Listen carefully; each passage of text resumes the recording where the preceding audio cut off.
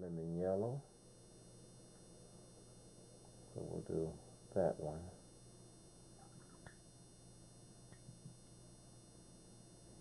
The next one I'll mix with itself, cadmium yellow with cadmium yellow. So it just sits by itself.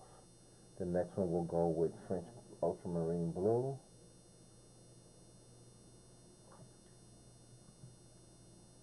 The next one will go with phthalo blue.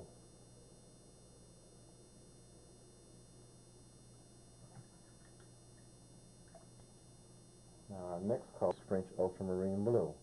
There's I call them there. So I'll put those down.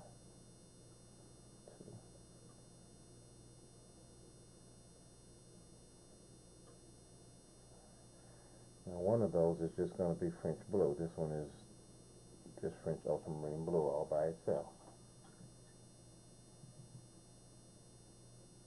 Remember, here's the column for French ultramarine blue going down.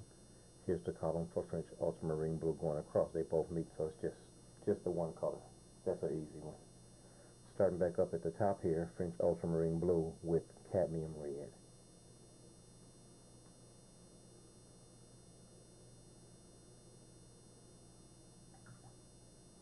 And of course these colors, like this one, is more red than blue. Depending on how much of one color you mix with the other, there's a variety of colors just within this combination. It could be towards the red side or it could be all the way towards the blue side. Just depends on how you mix it. Next, alizarin crimson with the French blue. Let me show you. See, that's the mixture towards the red side. If I take the same mix, but I just put a little bit more blue into it,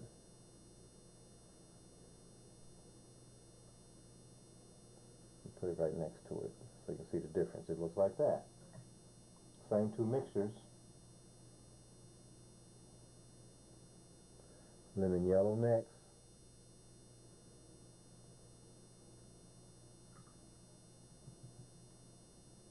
Then cadmium yellow.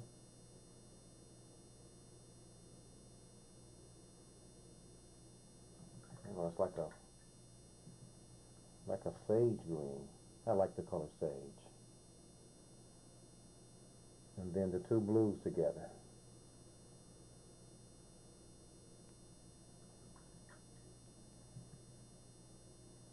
And now we've got our last column, because we've only got 6 colors here. Just think if you had 12 colors, then you have 6 more rows to do.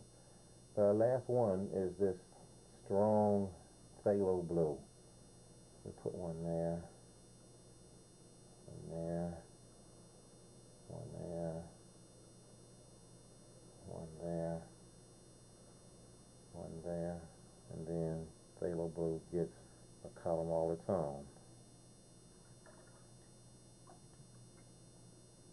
So now if we start back at the top, phthalo blue with cadmium red.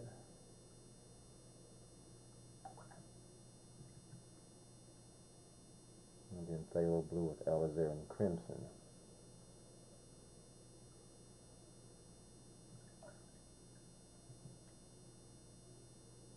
And now we're at phthalo blue with lemon yellow. That makes a really nice green.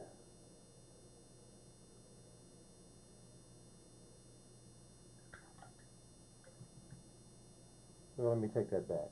All of the greens are nice. It just depends on what you want. If you want a vibrant, bright green, then phthalo blue and lemon yellow makes a really nice green. These duller greens are great too, especially like when you're doing a field of grass or something like that. You don't want all bright colors in your paintings. You want some of the duller colors, which makes the bright colors look really bright. They're kind of like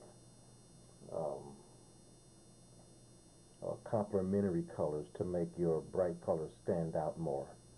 Cadmium yellow will go next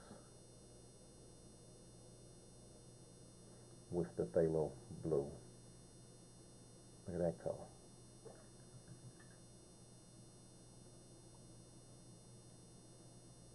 And then next we're back to the two blues.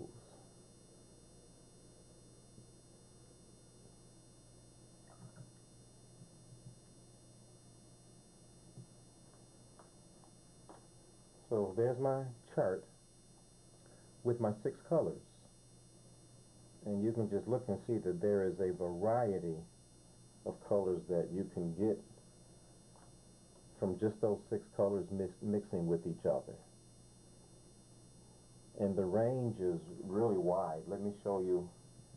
Let me take a combination. Let me show you how this yellow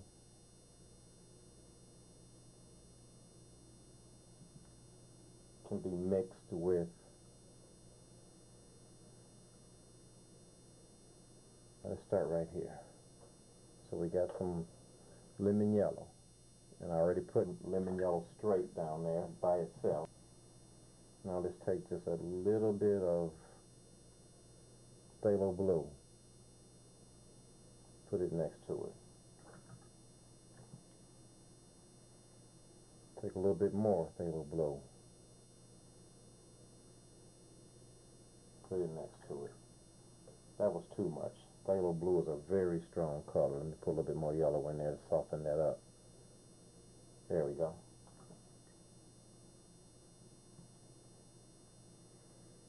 Now a little bit more.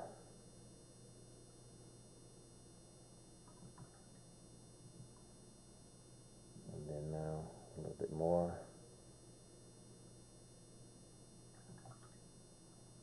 And then now let's just put the blue by itself. And you can see with just 2 colors that you have a great range and a variety of choices just from 2 colors. And that's with every other combination. You've got just so many subtle changes, and I could have made way more subtle changes than that. There could be a lot more colors just made from these 2 colors. So you've got tons of choices to play with. So none of these colors are necessarily right, and they're not wrong. It's just the mixes that I made. Either one of them could have been stronger towards one color or the other. So the oranges that I made could have been redder, or they could have been more yellow. These greens could have been greener, bluer. I take it back. They could have been bluer or more yellow, just like this example right here.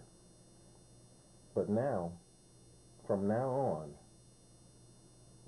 after you've done this, you will have this card as a quick check to what kind of colors you have available to you. And make good use of it. We've got several other basic things that we're going to do that's going to really help you to learn your colors and get used to mixing them.